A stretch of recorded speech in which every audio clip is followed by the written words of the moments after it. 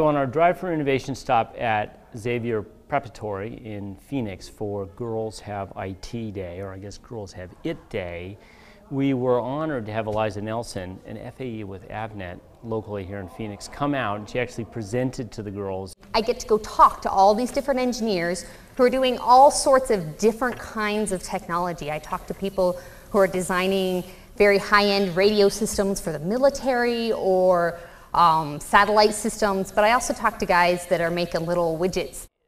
We have a sister site, Innovation Generation, that targets high school kids who are interested in technology. What's your advice to girls who are at that sort of crossroads? I was really good at math, and now, I don't know, I may change my mind.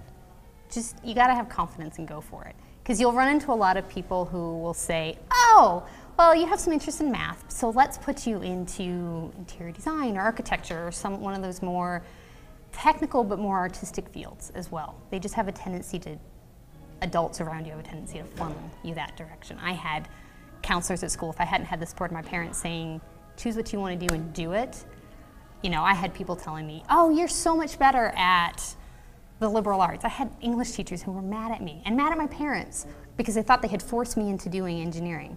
So you've got to decide and realize that it's a lot of fun, it's a lot of work, but it's a lot of fun, and there's things to go do, there's the world to explore, you know.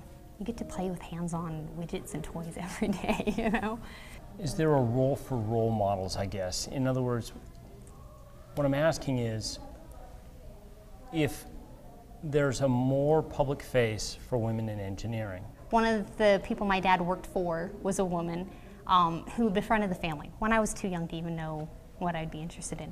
And so as I started going through school, I looked up to her a lot and looked to her a lot. She had gone to school at a point where she was literally the only female in the entire engineering department, not just, you know, the electrical engineering group or the engineering group she was in.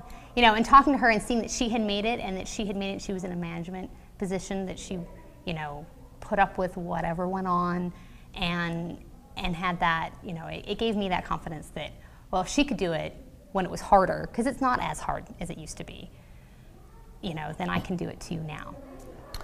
The more women enter the engineering ranks, the more they're going to bring a different approach to problem solving into team environments. I don't know whether that translates into engineering, right, which is a little bit different. What do you think?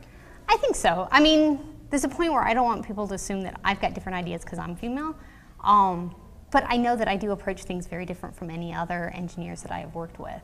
And I think just diversity in general, bringing people in from different backgrounds with different interests, with different thought processes.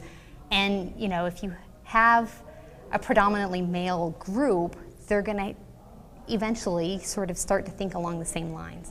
But if you have somebody coming from, you know, a completely different background, or a female coming in who's got a different perspective, and you're going to maintain that different perspective. You get a bunch of guys hanging out together. I've hung out with a lot of guys. Eventually, as you get a group gelling, they all start to sort of, but you throw a couple of girls into that, and it sort of, you know, mixes things up, and that gelling doesn't quite, oh, you know, this is what we do, and this is how we do it, and that's the way things are. So you look like you like what you're doing. I love it. I would love working for Avnet and being an FAE because I get to see a lot more. I loved designing, but I had a hard time sitting still at a desk. And so I like being out and working and seeing all the different things that go on and being involved in stuff. And you can have someone come up, and I have a bad habit of when they idly ask, hey, I wonder how that's done.